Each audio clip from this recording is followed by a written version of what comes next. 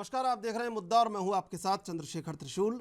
संसद के मानसून सत्र का आज 5वां दिन है। महंगाई, मूल्य वृद्धि और रोजमर्रा की कुछ चीज़ों को जीएसटी के दायरे में लाने के मुद्दे पर विपक्ष के विरोध प्रदर्शन के बीच लोकसभा और राज्यसभा की कार्यवाही आज भी 2 बजे तक के लिए बाधित हो गई है। बता दें कि 18 जुलाई से शुरू हुआ यह सत्र 12 अगस्त तक चलेगा।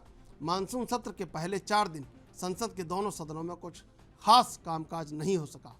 महंगाई, मूल्य वृद्धि, अग्निपथ सैन्य भर्ती योजना और रोजमर्रा की कुछ आवश्यक वस्तुओं को जीएसटी के दायरे में लाए जाने के मुद्दे पर विपक्ष के विरोध प्रदर्शन और नारेबाजी के कारण सत्र के पहले 4 दिन लोकसभा और राज्यसभा की कार्रवाई बिना किसी बहस और चर्चा के स्थगित करनी पड़ी। संसद में गतिरोध के बीच कांग्रेस ने कहा कि विपक्ष चाहता है कि लोकसभा और राज्यसभा चले, लेकिन उसकी एकमात्र मांग यह है कि इस सत्र में पहली बहस कीमतों में वृद्धि और दैनिक उपयोग के कुछ खाद्य पदार्थों पर जीएसटी लगाने पर होनी चाहिए। 18 जुलाई को मानसून सत्र शुरू होने के बाद से विपक्ष इस बहस की मांग कर रहा है। तब से राज्यसभा और लोकसभा अब तक कोई महत्वपूर्ण कार्य करने में विफल रहे हैं।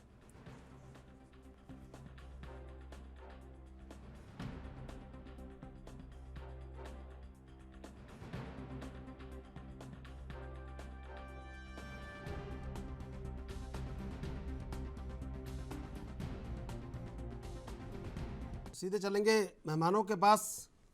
आरबी उपाध्याय राजनीतिक विश्लेषक, प्रदीप भटनागर बीजेपी से, अमलेंद्र त्रिपाठी कांग्रेस से, 3 मेहमान हमारे साथ जुड़े हुए हैं। चर्चा करेंगे महंगाई पर लगातार विपक्ष अड़ा हुआ है, लेकिन सदन में 4 दिन के बाद भी चर्चा से सत्ता पक्ष आखिर क्यों कतरा रहा है।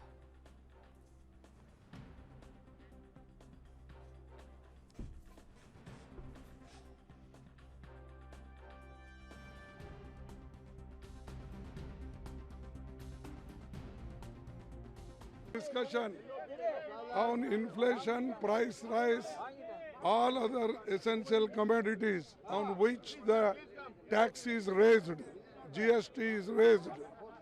Against that we wanted to protest in the House and we wanted to discuss. But the government did not allow us to take it, and they are misleading. They are giving a different statement that opposition is not ready to discuss. Though the government wants to discuss, the opposition is not ready to discuss. It is not true, it is false, and they are telling lie. We are ready to discuss under Rule 267, which means that they should suspend all the business and immediately they should take for discussion. That is our demand. That's why we are fighting. Today also we will go and fight, and we demand immediate discussion should start on raising this GST immediately and withdraw. They should withdraw immediately. And for लगातार विपक्ष सवाल पूछ रहा है कि आखिर क्यों छोटी से छोटी चीज़ों को जीएसटी के दायरे में लाया गया है, क्यों महंगाई सुरसा की तरह मुंह फाड़ रही है, और क्यों सत्ता उसका जवाब देने में नाकाम साबित हो रही है, क्यों सत्ता उसका जवाब नहीं दे पा रही है। क्या बड़ा कारण है? 4 दिन से लगातार गतिरोध जारी, दोनों ही सदनों में लगातार हंगामा, लेकिन बहस से दरकिनार कर रही है सरकार।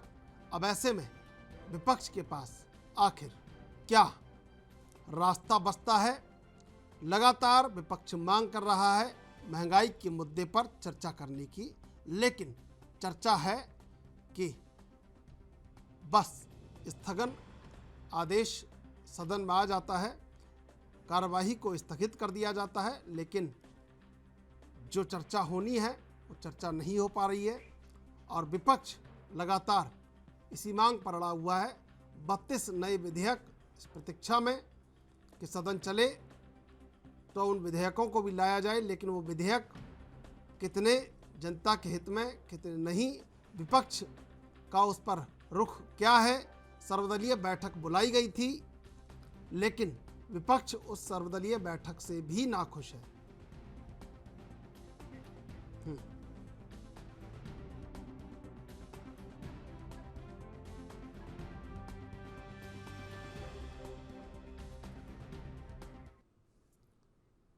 सीधे चलेंगे मेहमानों के पास। प्रदीप भटनागर जी, ये दही क्या देशद्रोही है क्या? इस पर क्यों जीएसटी लगा दिया? अब विपक्ष यही तो पूछ रहा है आपसे कि छोटी छोटी चीज़ों पर क्यों ये गतिरोध बना हुआ है और सदन में क्यों चर्चा नहीं हो पा रही? ये 4 दिन हो गए लगातार गतिरोध बना हुआ है। अगर चर्चा होगी तो सर्वदलीय बैठक आपने बुलाई थी, चर्चा होगी तो कहीं ना कहीं बात आगे ही बढ़ेगी। क्योंकि आपने शायद बड़ा अच्छा ही सवाल लिया है, मगर सामने वाले को गले उतरेगा नहीं, मैं बोलूँगा तो पहले आपको बता नहीं, मैं मुझे क्या है, आप तो कहिए ना, गले उतरे सिर पे उतरे वो तो वो जाने, आप तो कहिए, फिर मैं उनसे पूछ लूँगा वो किसके गले उतरेंगे किसके गले पड़ेंगे। बिल्कुल आपका भी वक्तव्य था कि पार्लियामेंट खुले रही, क्यों नहीं चल रही, कि जो सवाल कर रहे हैं सवाल लेने के लिए जवाब के लिए बैठ नहीं रहे। आप वॉकआउट करेंगे, स्पीकर के सामने आप तख्ते लेके खड़े हो जाए, कैसे पार्लियामेंट चलेगी? आप सवाल अगर देते हैं तो सवाल को जवाब भी लीजिए। अधिक विडंबना है और इनकी क्या सोच है। जीएसटी काउंसिल की बैठक में इनके राज्यों के और भिन्न राज्यों के जो मंत्रीगण बैठते हैं उनके बारे में कभी नहीं बोलते कि भाई आप संयुक्त बैठक में बैठे और हमारे जब चीज पर बैठ के हम इसकी कमेटी के जीएसटी के मेंबर और हमें बाकायदा लीकर हो गई, ये वो क्यों नहीं बोल रहे? राज्य चुप क्यों बैठे हैं? राज्य के मुख्यमंत्री बैठे होंगे, राज्य के मुख्यमंत्रियों को बीजेपी भारतीय जनता पार्टी नहीं, मोदी जी का विरोध करना है, उन्हें तो मोदी का विरोध करना है। ये अपने राज्य के बारे में नहीं बताएंगे? हमारे वित्त मंत्री आए थे, सहमति क्यों करी भैया आप लोगों ने, उस पर क्यों नहीं बोल रहे? जो मल्लिकार्जुन खड़गे जी हैं, आज जो बड़ी बड़ी बातें आज जो निकल के बाहर कर रहे हैं, अंदर क्यों नहीं बैठ के बात करते?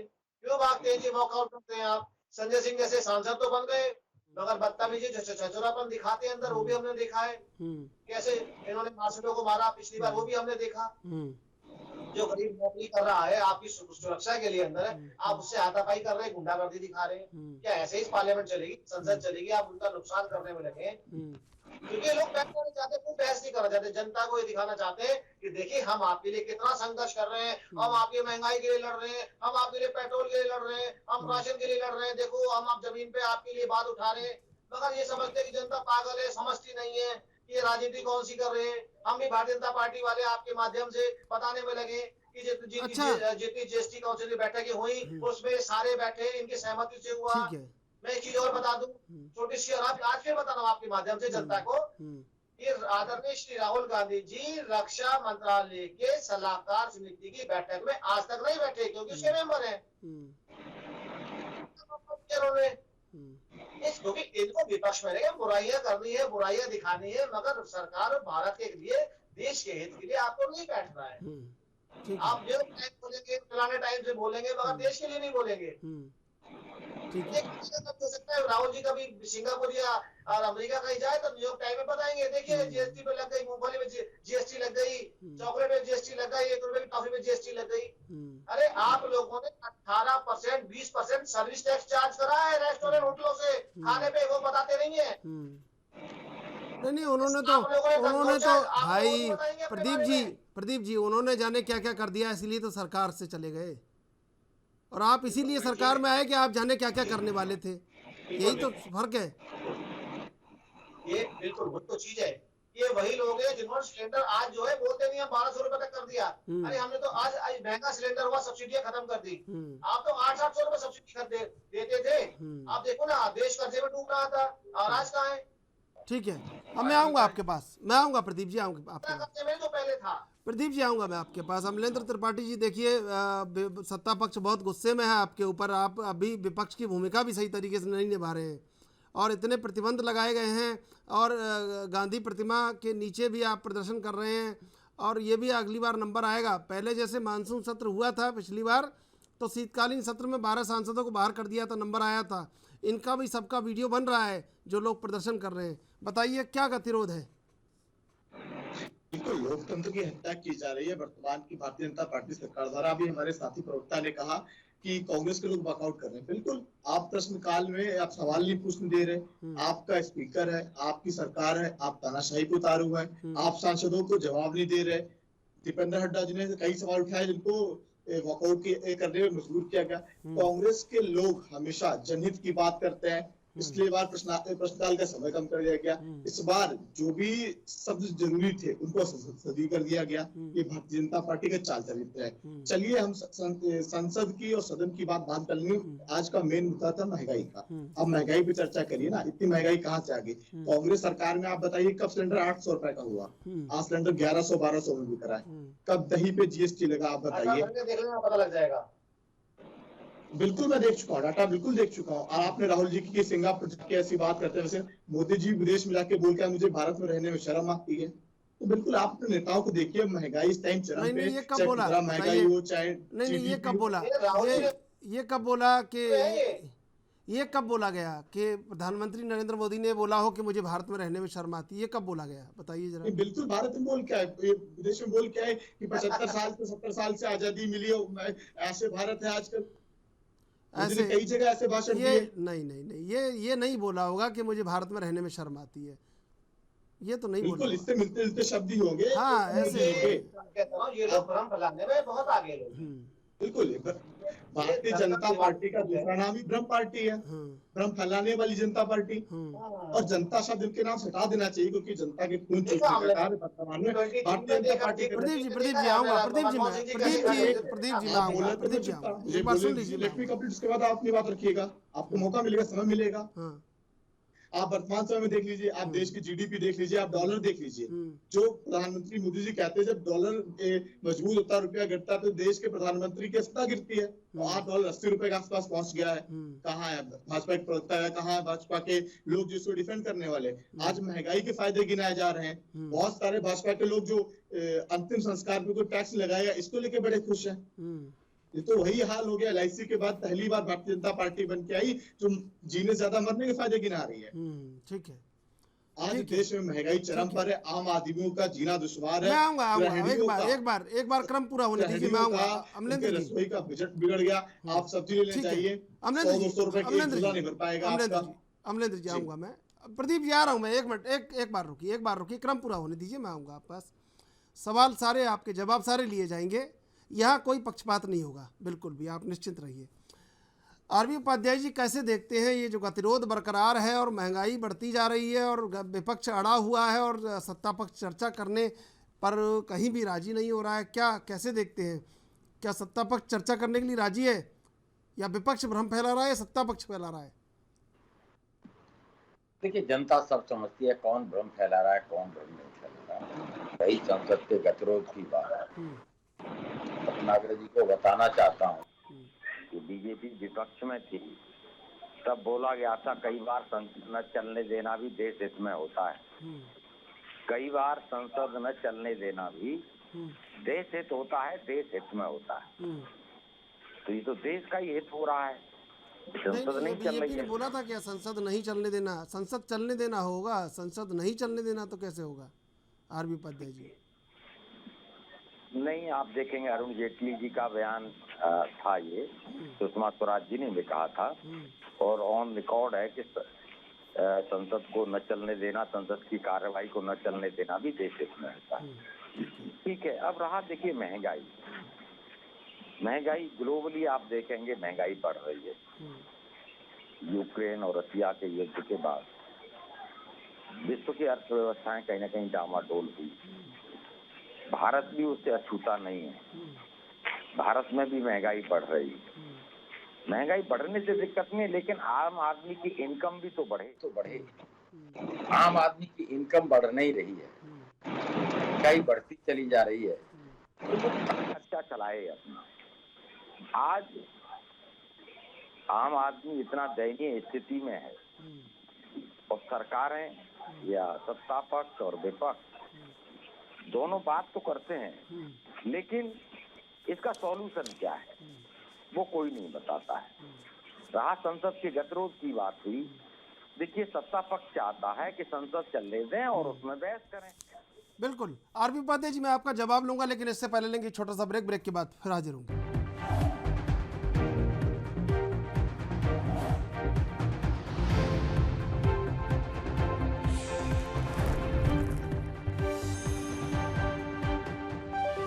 सीधे चलेंगे मेहमानों के पास। आरबी उपाध्याय जी, अगर सदन नहीं चलेगा तो फिर कैसे रोज़ नुकसान जो हो रहा है उसकी भरपाई कैसे होगी, और कैसे विपक्ष और सत्ता पक्ष के बीच जो एक संवाद होगा उससे जनता को फायदा कैसे होगा, अगर आप कह रहे हैं सदन नहीं चलेगा तो? सदन चलना चाहिए। चलाने की जिम्मेदारी सत्ता पक्ष की होती है। वो फ्लोर मैनेजमेंट करे, बात करे, मैं समझता हूँ कोई बीच का रास्ता निकले। और सत्ता पक्ष यही चाहता है कि भाई संसद चले, संसद में चर्चा हो, महंगाई के ऊपर भी चर्चा हो और जो भी बिल हैं उनके ऊपर चर्चा हो। विपक्ष इसी बात पर अड़ा हुआ है कि नहीं, संसद की कार्रवाई नहीं चलने देंगे, पहले चर्चा। तो दोनों को बीच का एक सामंजस्य स्थापित करना पड़ेगा। और जो फ्लोर मैनेजमेंट है वो सत्ताधारी दल करता है, और मैं समझता हूँ कि शीघ्र ही गतिरोध दूर होगा और इस पर कोई सार्थक चर्चा होगी और परिणाम भी सामने आना चाहिए। सिर्फ चर्चा से नहीं, आज आम आदमी चाहता है कि महंगाई से उसे राहत मिले। अब राहत कैसे मिलेगी उसका कोई ना कोई रास्ता, कोई ना कोई विकल्प निकालना पड़ेगा। अदरवाइज जनता का आक्रोश बढ़ जाएगा, बढ़ रहा है। और कई लोग तो यहाँ तक चिंता जाहिर कर रहे हैं कि भी श्रीलंका में जो एक असंतोष पनपा है उस तरह के हालात भारत के न हो जाएं कि महंगाई इतनी बढ़ जाए आम आदमी सरकार जनता द्वारा चुनी जाती है और जनता के प्रश्न। ठीक है प्रदीप भटनागर जी, भाजपा के प्रवक्ता तो आप हैं, ये तो अच्छी बात है, लेकिन एक भारतीय नागरिक भी हैं, क्या लगता है वाकई महंगाई नहीं बढ़ रही है क्या? नहीं, मैं इसके बारे में कैसे ना कर दूं, बिल्कुल महंगाई हो रही है। महंगाई मैं बिल्कुल ना नहीं कर रहा, जो वास्तविकता है मैं अपने देश और समाज के सामने बैठा हूँ और अपनी बातों को रखना चाहिए, झूठ नहीं बोलना चाहिए। बिल्कुल बढ़ रही है, मैं इसके लिए बिल्कुल डिनाई नहीं करूंगा। और महंगाई को कंट्रोल करने के लिए सरकार उस पर भी काम कर रही है, मैं इसके लिए भी हाँ करूंगा। ये ऐसा नहीं है कि सरकार बेफिक्र बैठी है, उसे चिंता नहीं है। अगर ये चीजें अगर की गई है, उन चीजों को कंट्रोल करने के लिए की गई है। बहुत छोटा सा उदाहरण दे रहा हूँ कि हमने छोटी सी एक चीज जो ली है, अरे हम तो इसे कंपनी तो दे रही है, जो और आम लोग बना रहे हैं उसे तो जीएसटी और कोई टैक्स नहीं दे रहे। जो लोगों ने नाम चेंज कर दिया, उदाहरण के तौर पे एक ब्रांडेड आटा आता है और उसी ब्रांडेड आटे की आड़ में दूसरा आटा ही निकालते हैं, वो टैक्स फ्री। कहने को आटा है मगर सस्ता कुछ नहीं होता। उन चीजों को, चोरियों को रोकने के लिए उन चीजों को लाया गया। ऐसा नहीं है कि ब्रांडेड चीजों पे पहले से था, नहीं था बिल्कुल, मगर कुछ चीजों को ये कि अब बताया गया है, ओपनली रखा गया है, उन चीजों को सामने रखा गया, कोई छुपी नहीं है। आज जो विपक्ष कह रहा है कि आपने चीजें आपने बढ़ा दिया, आपने महंगाई बढ़ा दी, अरे भाई आप लोगों ने कौन सा, आपके वित्त मंत्री ने, आपके किस राज्य के मुख्यमंत्री ने आज तक मुंह खोल के बोला? आज इनके प्रवक्ता तो बैठते इन चीजों पे हाँ नहीं करते, भाग जाते हैं। आपने कितनी विरोध करा बाहर आके? क्या आपको बना रखा था अंदर सिग्नेचर करने के लिए जब काउंसिल की बैठक चल रही थी?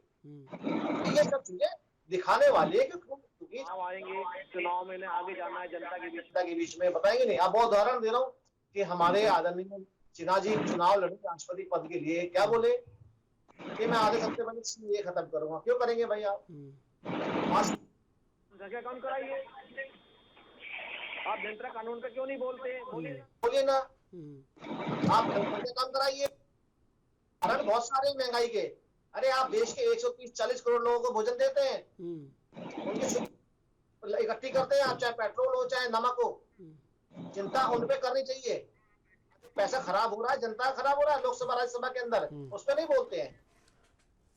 बिल्कुल, कहीं ना कहीं देखिए गतिरोध बरकरार इसलिए भी है कि सत्ता पक्ष अपने सभी कार्यों को जायज ठहराने पर जुटा हुआ है, जबकि विपक्ष बराबर इस बात की मांग कर रहा है कि सभी चीज़ें सही नहीं हैं। और ऐसे में एक बार चर्चा होना आवश्यक है वर्तमान पर, लेकिन वो चर्चा नहीं हो पा रही है।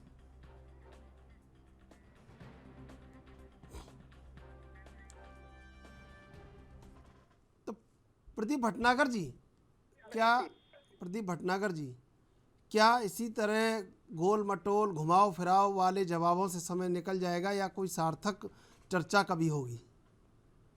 बिल्कुल बिल्कुल सही कहा आपने। आपने एक बड़ा आपके सवाल में ही जवाब दे रहा हूँ मैं कि मेरे साथी कांग्रेस बैठे हैं, उन्होंने भी एक सवाल करा था कि दीपेंद्र जी ने, हुड्डा जी ने इनके देखिए, मैं आप बता दूं, पार्लियामेंट में जब किसी से आप सवाल करते लिख के देना पड़ता है, तो ये सवाल जो है मंत्रालय मंत्री से कर, जब आप सवाल तो भेजते फिर वॉकआउट क्यों करते साहब? आगे आंख से इशारा करके, तो आपको जवाब देना चाहिए ना। ठीक है, कौन जवाब देगा? तो बाहर का जवाब नहीं देगा। ठीक है। वो भारतीय जनता अमलेंद्र पार्टी जी, के अमलेंद्र लोग जी, हमेशा अमलेंद्र जी, मेरा सवाल सुन लीजिए पहले, मेरा सवाल सुन लीजिए पहले। अमलेंद्र जी जैसे, ठीक है, प्रदीप जी आगे बाहर निकाला। ठीक है, अमलेंद्र जी जैसे भारतीय जनता पार्टी, केंद्र सरकार, तमाम भारतीय जनता पार्टी अपने तमाम उपलब्धियों के आंकड़े बताती है, तमाम आंकड़ों की किताबें सब जगह भेजती है।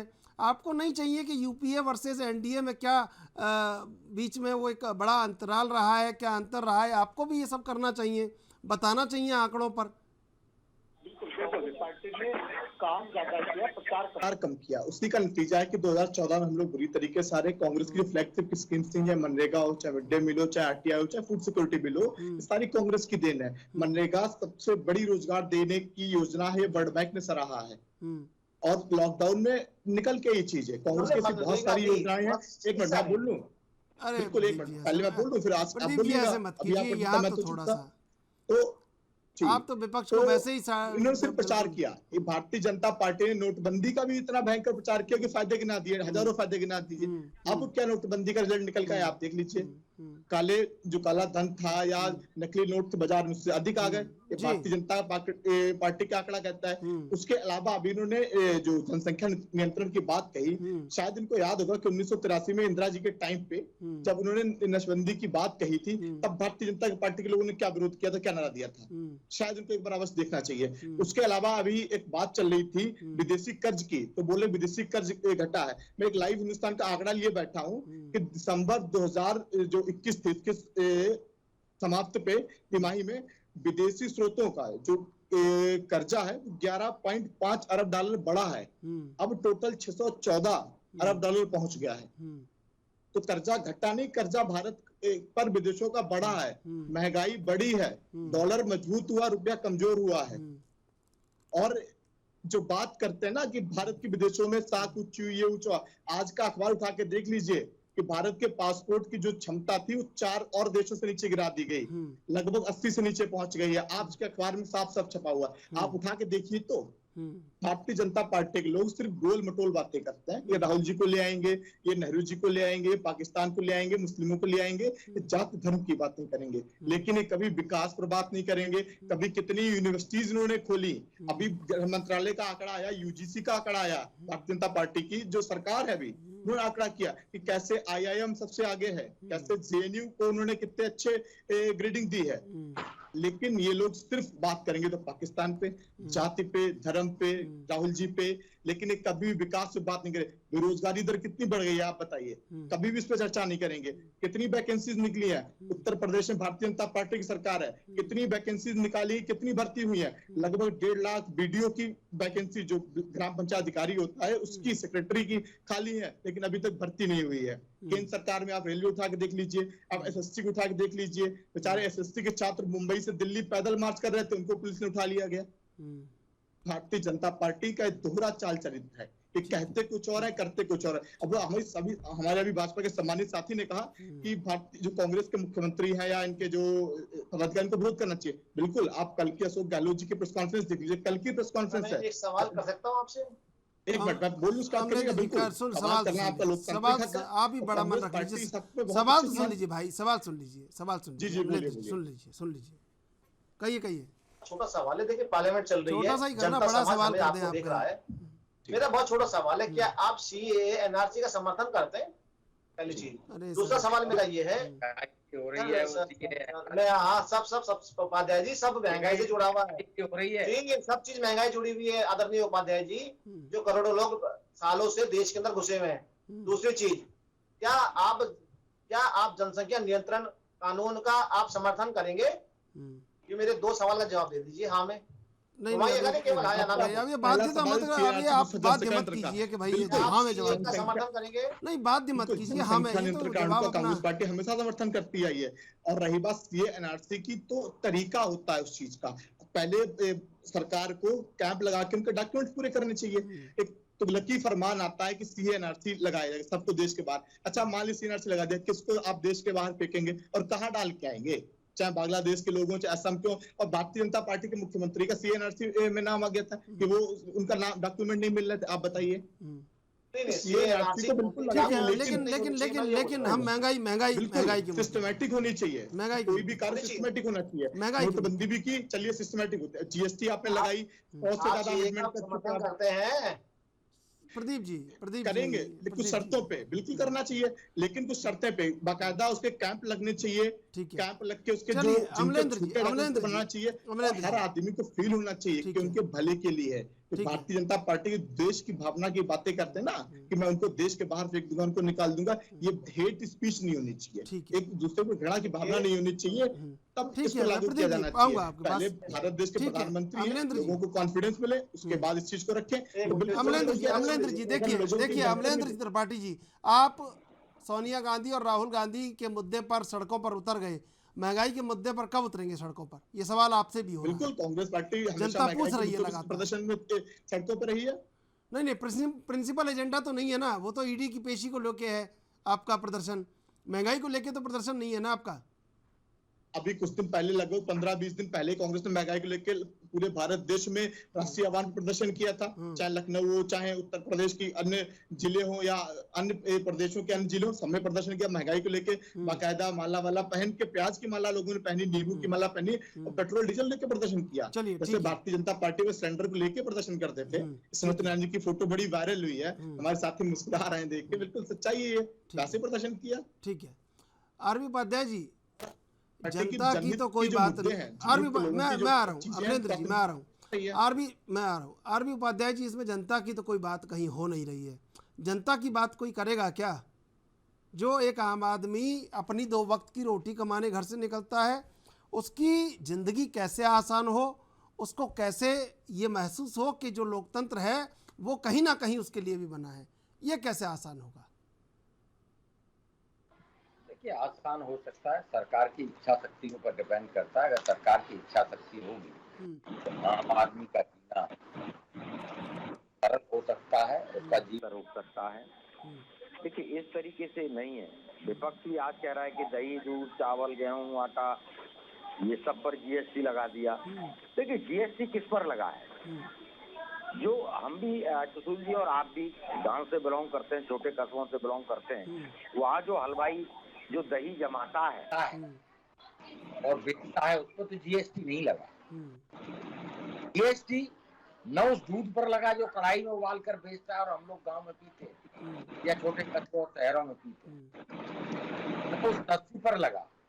जीएसटी अगर लगा है तो जो बड़ी बड़ी कंपनियां हैं, मल्टीनेशनल कंपनियां, लाखों खरबों का व्यापार करती हैं और पैक्ड दूध बेचती हैं, पैक्ड लस्सी बेचती हैं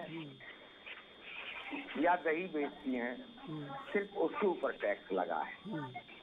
तो ये भी एक कंफ्यूजन लोगों में है कि भाई सबके जो दूध है, न खुले आटे पर कोई टैक्स है, चक्की पर जो बिकता है खुला आटा, न खुले आटे पर, उस पर कोई टैक्स नहीं है। लेकिन बड़ी बड़ी कंपनियां जो अरबों का व्यापार करती हैं, उन कंपनियां जो व्यापार करती हैं उस पर जीएसटी लगाया गया है। देखिए, मैं एक बार आपको कह दूं बीच में, आरबी उपाध्याय जी, आप उस भावना को समझ के जवाब दीजिएगा कि सड़कों पर लाखों करोड़ों मजदूर पड़े हैं, और जब वो थैली लेने जाते हैं कहीं दूध की, चाहे 1 रुपया भी उनको ज़्यादा लगता है ना, तो कहीं ना कहीं उनका पूरा एक, आप उसका हाव भाव देखेंगे ना, चेहरे का, पूरा चेहरे का हाव भाव बिगड़ जाता है उनका।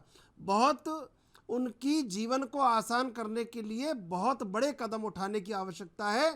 बहुत सारे लोग मजदूरी कर रहे हैं, बड़ा वर्ग मजदूरी कर रहा है, और कहीं उसके 50 पैसे भी बढ़ते हैं, और वो बचे 50 पैसे की दुकानदार अगर टॉफ़ी भी उसको पकड़ा देता है ना, तो वो भी उसे नागवार गुजरती है। मैं इस बात पर आना चाहता हूँ। बिल्कुल सुशील जी, आपकी चिंता वाजिब है।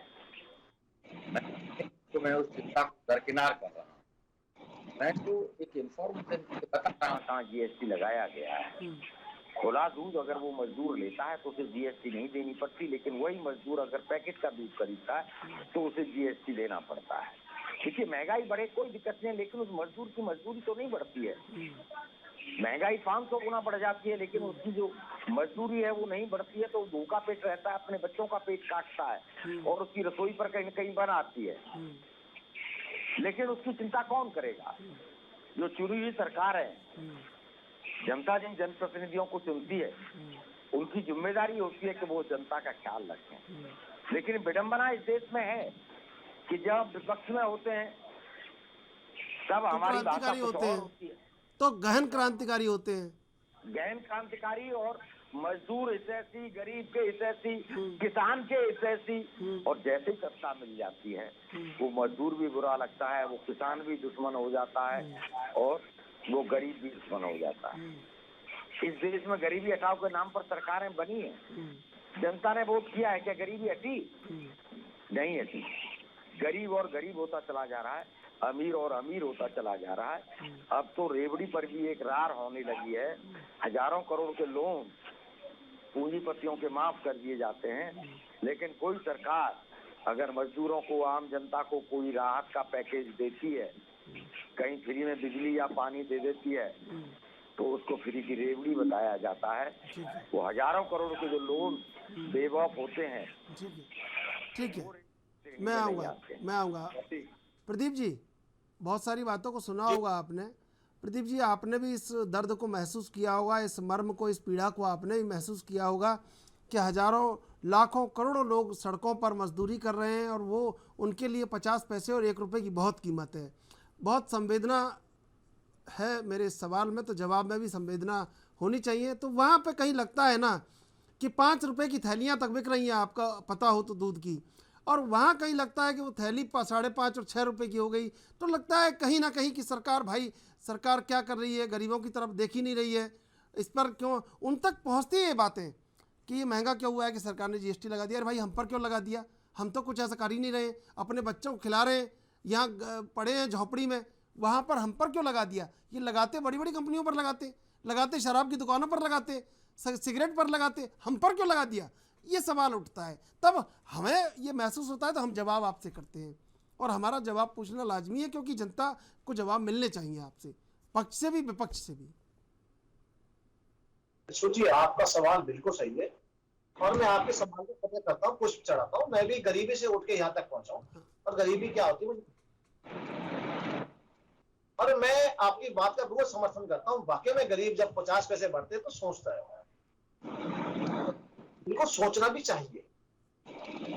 सरकार को 130-35 करोड़ जनता की तरफ देखना है और उन्हें सबसे सुविधाएं देनी है, वो क्या करे? पहले क्या था, सिलेंडर सब्सिडी में गरीब को सिलेंडर था ही नहीं, मजा लेते कांग्रेसी, उनके जितने भी पेट भरे हुए लोग वो लेते थे सब्सिडियों का मजा, चाहे वो पेट्रोल हो, सिलेंडर हो, कमर्शियल सिलेंडर हो। उन चीजों को खत्म करते सब गरीब एक समान होना चाहिए, अमीर और रईस सबको एक समान मिलेगा, तो रेट बढ़ेगा, घटेगा, सबके लिए घटेगा।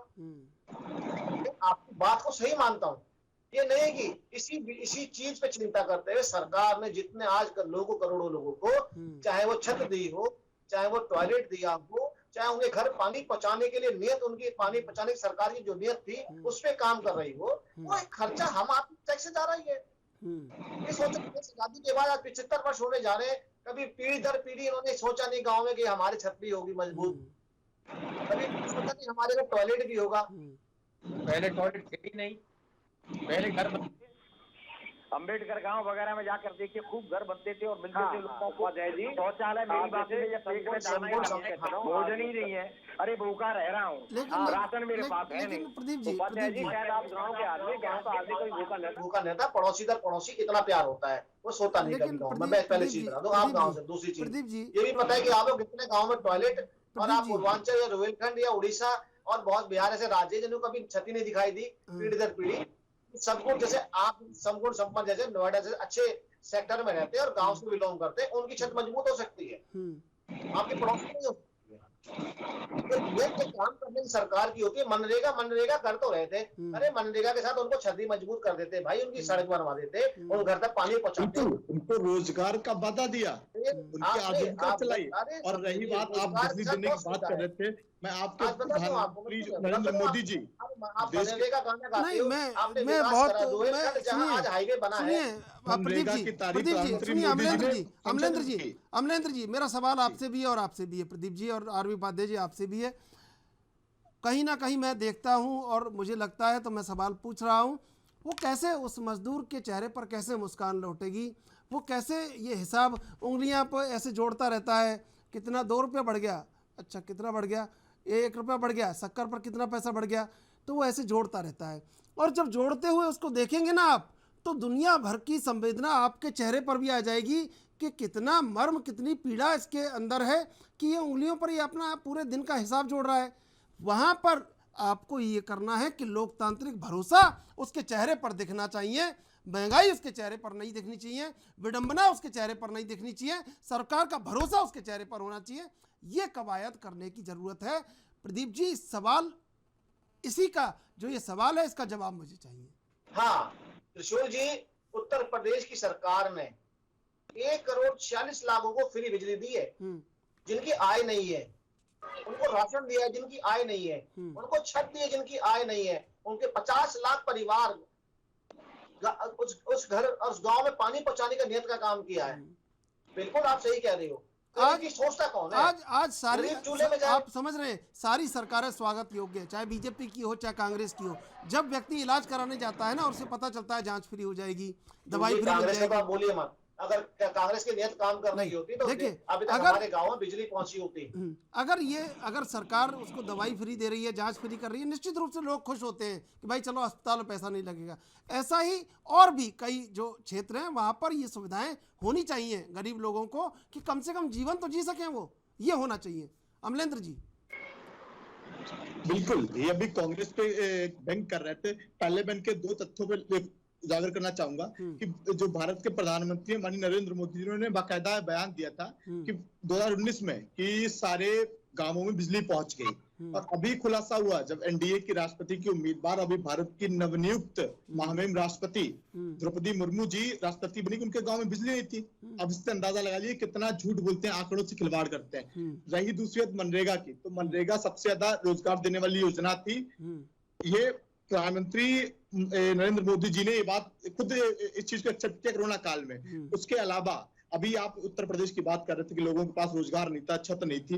अटल बिहारी वाजपेयी जी की भी सरकार बीच में रही है, क्या वो भी उस समय की सरकार भी नकारा थी? और आप 70 साल की हमेशा बात करते हैं। जब भारत आजाद हुआ था तब न छत थी, न खाने के पास, न खाने के लिए 2 वक्त का भोजन था, उसके अलावा यहाँ पर सुई भी नहीं बनती थी। आज हम भारत में एरोप्लेन बना रहे हैं, तो डिजिटल क्रांति हुई, आप फोन चला रहे हैं, आप सैकड़ों किलोमीटर दूर से लोग आप जुड़े हुए उनसे, एक कांग्रेस की देन है। ये 70 सालों का विकास है। नहीं, वो सबके चेहरे पर मुस्कान है, लेकिन भाई गरीब कितने एम्स दिए आप लोगों ने भारत में? क्या, फिर से एक बार बोलिएगा। कितने आपने एम्स बनवा के दिए? जितने भी बने, आपसे ज्यादा एम्स दिए, आपसे ज्यादा आईआईएम दिए, आपसे ज्यादा यूनिवर्सिटीज दी। आप देख लीजिए, थोड़ा कहना, आपने कितने आपने एम्स बनवा के दिए, जरा बता दे। एक आध आंकड़ा मुझे पता नहीं है। एक बार आप फिर से रिपीट करिएगा, आपके शायद बाइक ऑन इसलिए इको प्रॉब्लम है। जी बोलिए। मैं कह रहा हूँ ऑल इंडिया कितनी यूनिवर्सिटी बनवा दी इन्होंने, कई मेडिकल कॉलेज। हाँ, एम्स ओके। आपने कितने बनवा के दिए थे?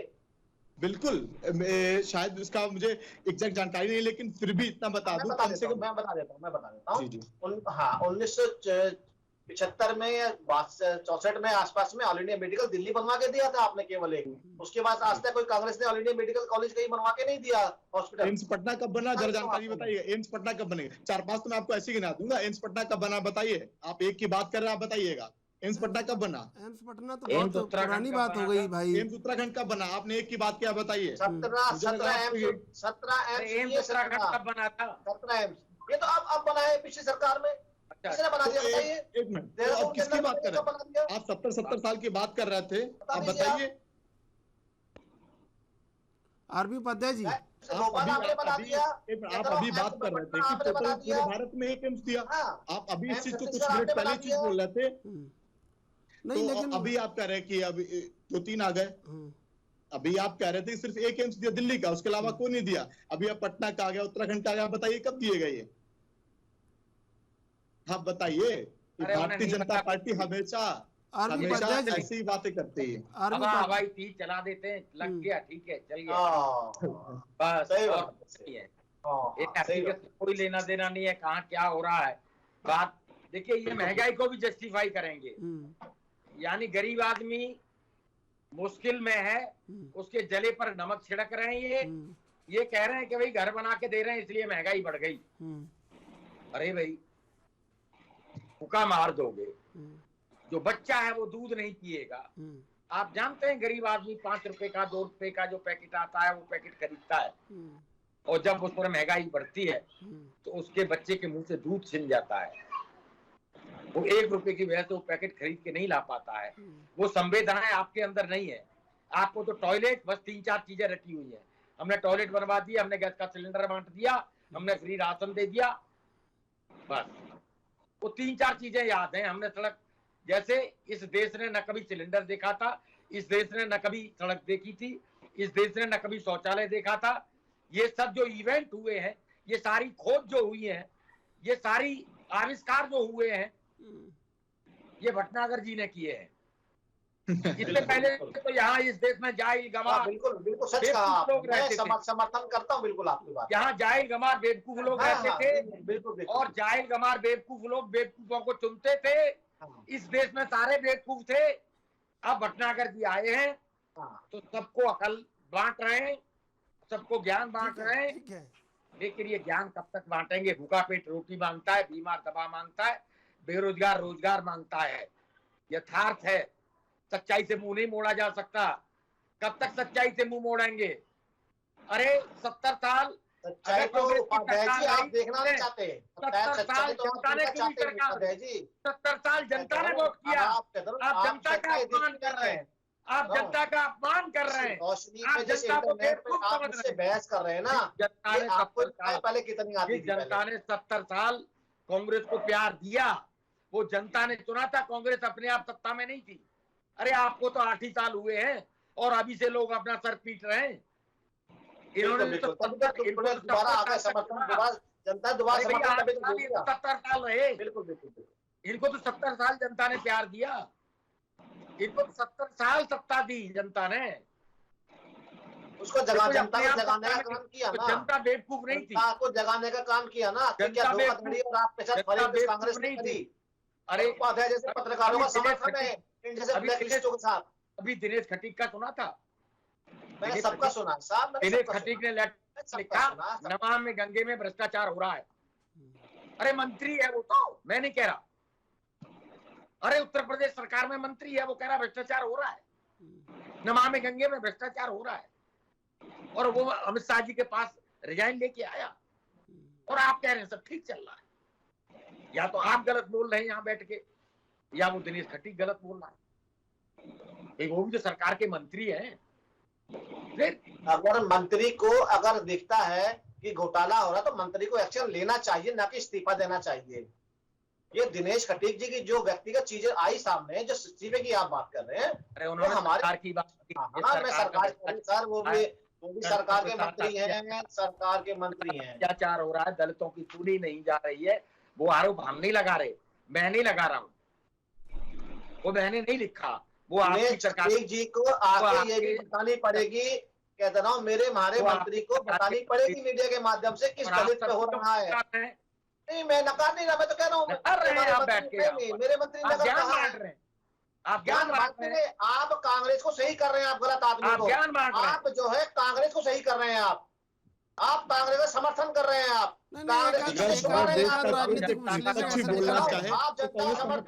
प्रदीप जी, एक आध राजनीतिक विश्लेषक ऐसे भी निकल आते हैं, कोई दिक्कत से बात कर रहे हैं। ठीक है, समय समाप्त हो रहा है, समय समाप्त हो रहा है। प्रदीप भटनागर जी, अमलेंद्र त्रिपाठी जी, आरबी उपाध्याय जी, आप तीनों का धन्यवाद डिबेट में जुड़ने के लिए। तमाम लोकतांत्रिक अधिकारों की पैरवी तब संभव है जब गरीब के चेहरे पर मुस्कान हो और वो छोटी छोटी चीज़ों की खरीदारी करे 2 रुपये 5 रुपये की, तब उसे लगे कि हाँ उसके लोकतांत्रिक अधिकार पुख्ता हुए हैं, महंगाई नहीं बढ़ी है, तब तक ये सवाल बहुत बड़ा प्रश्न चिन्ह है जिसे सरकार को हल करना होगा। बहरहाल देश विदेश की ताज़ा तरीन खबरों के लिए आप देखते रहिए एएनबी न्यूज।